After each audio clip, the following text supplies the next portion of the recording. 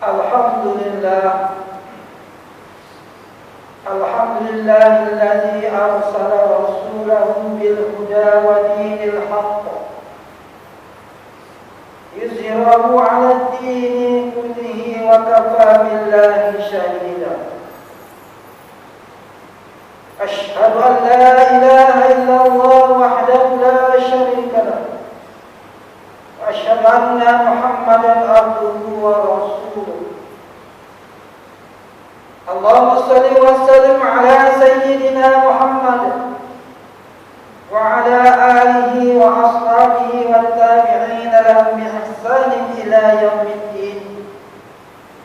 Amma ba'd, wa ya ibadallah ittaqullah usikum wa iyaya bittaqwallah faqad fazal muttaqin.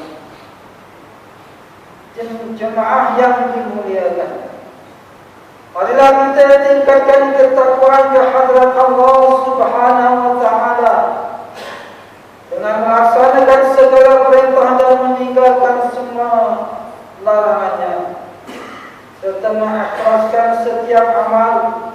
Semoga kita mendapat taufik dan hidayah, diperkukuhkan iman, mengabdikan diri semata-mata kepada Allah yang Maha Esa. Mimbar akan membicarakan khutbah yang bertajuk Zakat dan Wakaf Pemakin Membangunkan Ekonomi Ummah.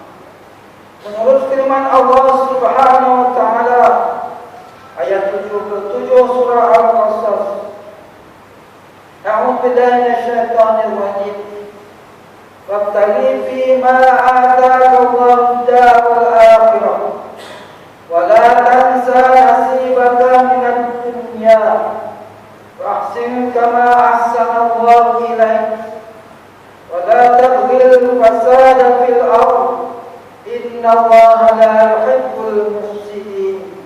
Shadaqallahul azim. Yang bermaksud, dan carilah pahala dan kebahagiaan hari akhirat dengan harta kekayaan yang telah dianugerahkan Allah padamu, tetapi jangan kamu lupakan bahagianmu, yakni keperluan dan bekalanmu di dunia, dan berbuat baiklah yakni kepada orang lain sebagaimana Allah telah berbuat baik padamu, yakni dengan pemberian nikmat-Nya yang melimpah ruah. Janganlah kamu berbuat kerosakan di bumi.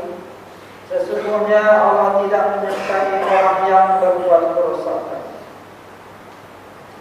Ekonomi yang kukuh dan stabil serta bertenaga untuk terus berkembang amat mempengaruhi keselesaan dan taraf hidup umat. Pelbagai manfaat dan kebaikan diperoleh sekiranya usaha membangunkan ekonomi diutamakan.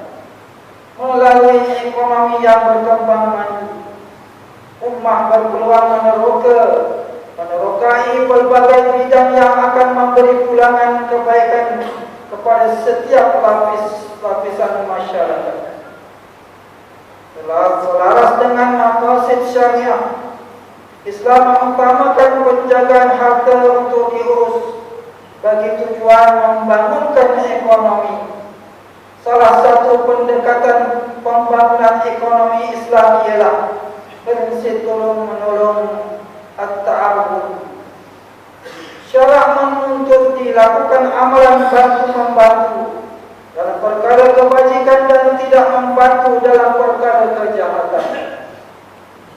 Sebaik memimpin bumi Madinah, Baginda sallallahu alaihi wasallam mengutamakan dan berusaha untuk membangunkan ekonomi umat Islam.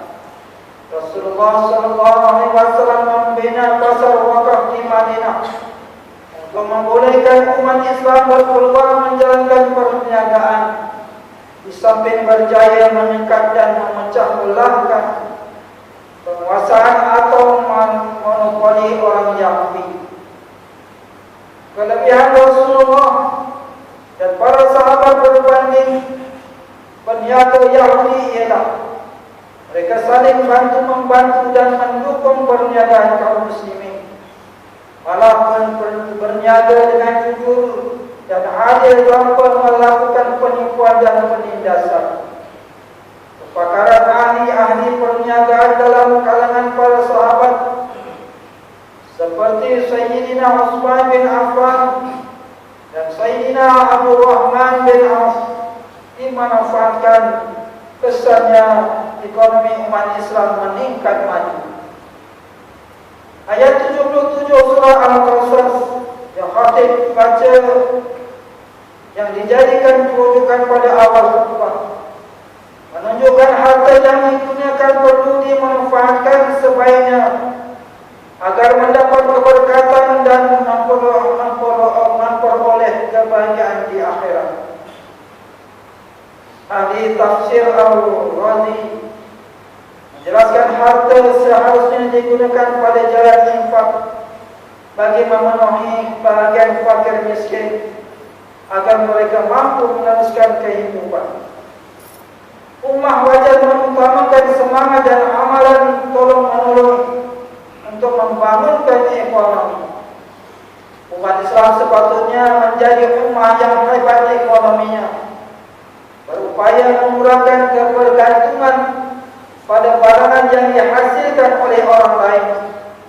Sebaiknya terus berikhtiar untuk menghasilkan produk dan ciptaan sendiri. Jemaah yang dilimpahi rahmat Ilahi, Islam menganjurkan amalan berinfak bertujuan untuk membantu meningkatkan ekonomi umat. Di negeri Perak, Majlis Agama Islam dan Adat Melayu Perak MAIP merupakan badan yang dipertanggungjawabkan mengurus hal-ehwal zakat dan wakaf. Zakat ialah salah satu dari rukun Islam, diwajibkan ke atas setiap umat Islam selaras dengan ayat 43 surah Al-Baqarah yang bermaksud dan dirikanlah solat dan keluarkan zakat. Melalui amalan zakat serta agihannya, keperluan asnaf dapat dipenuhi yang dapat mengurangkan jurang antara golongan kaya dan miskin.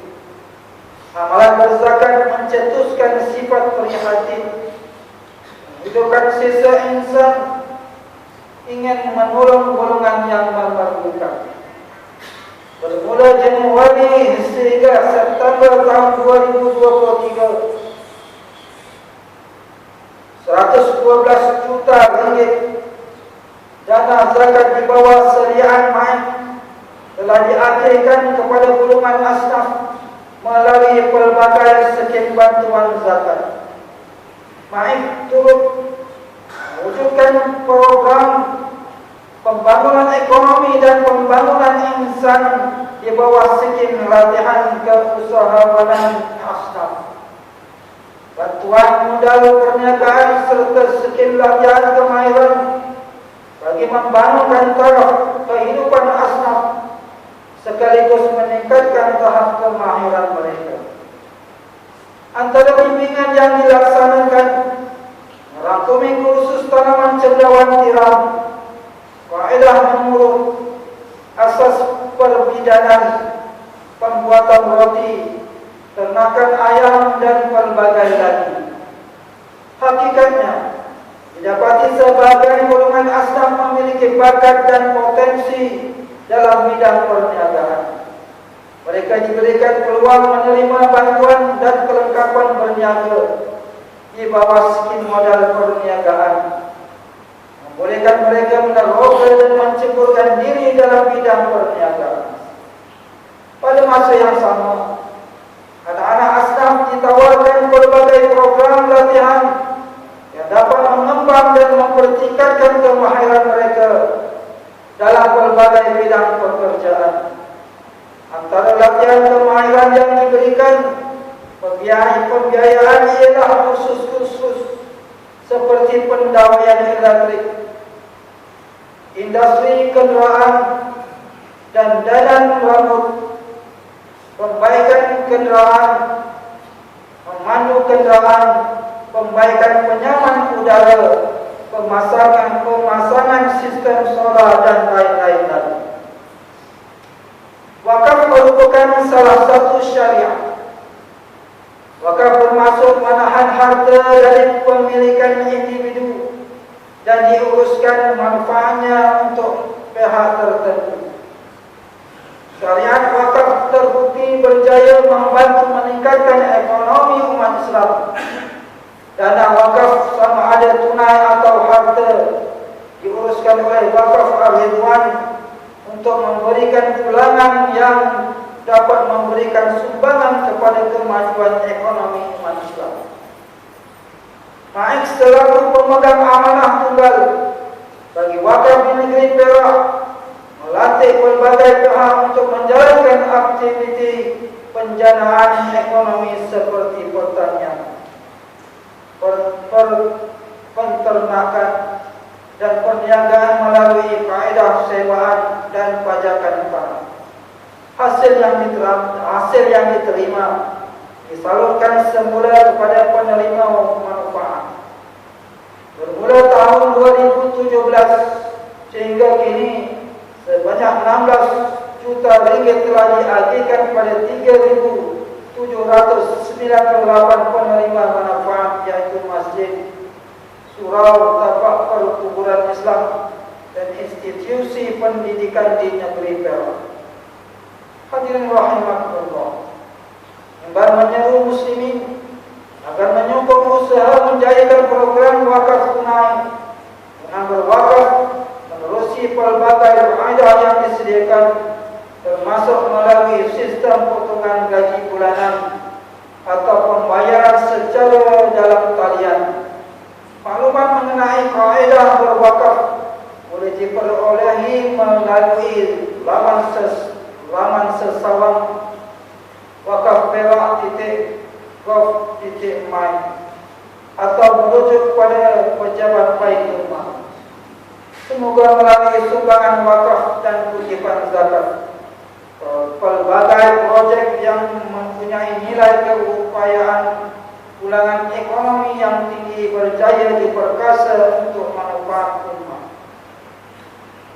Barakallahu li wa lakum bil Qur'anil azim. Nafa'ani wa iyyakum bima fihi minal ayati waz zikril hakim. Taqabbal minni wa minkum tilawatahu innahu huwas sami'ul 'alim. Aqulu qawli hadza wa astaghfirullahal azim li wa lakum wa lisairil muslimina wal muslimat wal mu'minina wal mu'minat al-ahya minhum wal amwat fastaghfiruhu innahu huwal